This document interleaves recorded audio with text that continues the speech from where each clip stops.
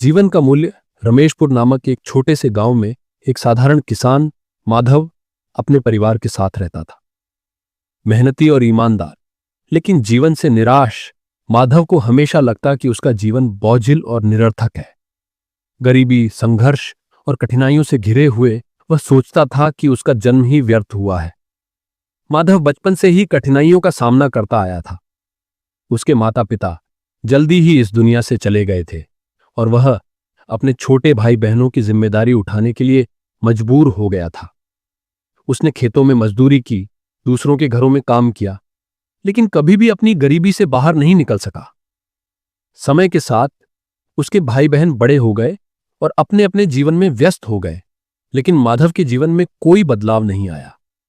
दिन रात मेहनत करने के बावजूद उसे जीवन में कोई खुशी नहीं मिलती थी। वह अक्सर सोचता, आखिर इस जीवन का क्या मतलब है? अगर इतनी मेहनत के बावजूद कुछ हासिल नहीं हो सकता तो ऐसा जीवन क्यों जिया जाए? धीरे धीरे वह निराशा के गर्त में डूबता चला गया। एक दिन जब वह गांव के किनारे बहती नदी के पास बैठा हुआ अपने जीवन को कोस रहा था, तभी एक वृद्ध साधु वहां आ पहुंचे। उन्होंने माधव को ध्यान से देखा और बोले, बेटा, तुम इतने दुखी क्यों लग रहे हो? माधव ने अपनी व्यथा उन्हें सुना दी। साधु मुस्कुराए और बोले, क्या तुम सच में समझते हो कि तुम्हारा जीवन व्यर्थ है? माधव ने सिर हिलाया। हां बाबा, मेरा जीवन तो बेकार ही है। मैंने कभी कुछ अच्छा नहीं देखा, बस संघर्ष ही संघर्ष रहा है।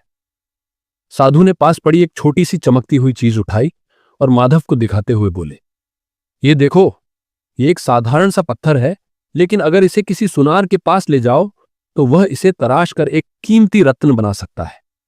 माधव समझ नहीं पाया कि साधु क्या कहना चाहते हैं। साधु ने आगे कहा, जिस तरह से यह पत्थर अपनी असली कीमत तब तक नहीं जानता जब तक इसे तराशा न जाए, ठीक वैसे ही तुम्हारा जीवन भी तब तक अपनी कीमत नहीं जान सकता जब तक तुम खुद इसे समझने की कोशिश न करो।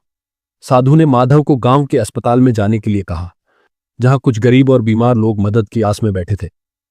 माधव वहां गया और देखा कि एक बूढ़ी औरत जिसका कोई सहारा नहीं था, इलाज के लिए रो रही थी।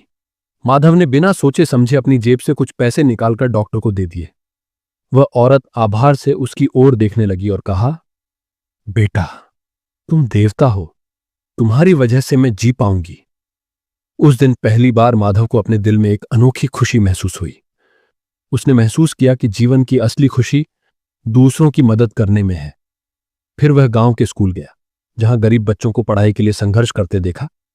उसने तय किया कि वह उन्हें मुफ्त में पढ़ाएगा ताकि वे एक बेहतर भविष्य बना सकें। धीरे धीरे गांव में माधव का सम्मान बढ़ने लगा। लोग उसकी दयालुता और परोपकार की भावना की सराहना करने लगे। समय के साथ माधव को यह एहसास हुआ कि जीवन सिर्फ संघर्ष और दुखों से भरा नहीं होता। ये दूसरों की मदद करने, प्यार और करुणा फैलाने और अपने कर्मों से दुनिया में रोशनी लाने का एक अनमोल अवसर है। एक दिन वही साधु फिर गांव में आए और माधव को देखकर मुस्कुराए। उन्होंने कहा, अब बताओ बेटा, क्या तुम्हारा जीवन व्यर्थ है? माधव की आंखों में आंसू थे, लेकिन इस बार वे आंसू खुशी के थे। उसने साधु के चरणों में सिर झुका दिया और कहा, नहीं बाबा, अब मुझे समझ आ गया कि जीवन का असली मूल्य क्या होता है। ये एक उपहार है जिसे हमें अच्छे कर्मों से और भी सुंदर बनाना चाहिए। माधव की कहानी हमें यह सिखाती है कि जीवन सिर्फ अपने लिए जीने का नाम नहीं है, बल्कि दूसरों की भलाई और सेवा में ही इसकी असली खूबसूरती छिपी होती। कठिनाइयां हमें मजबूत बनाती हैं और सच्ची खुशी किसी को मुस्कुराने में मदद करने से मिलती है। इसीलिए हमें हमेशा अपने जीवन को मूल्यवान समझना चाहिए और इसे सार्थक बनाने का प्रयास करना चाहिए।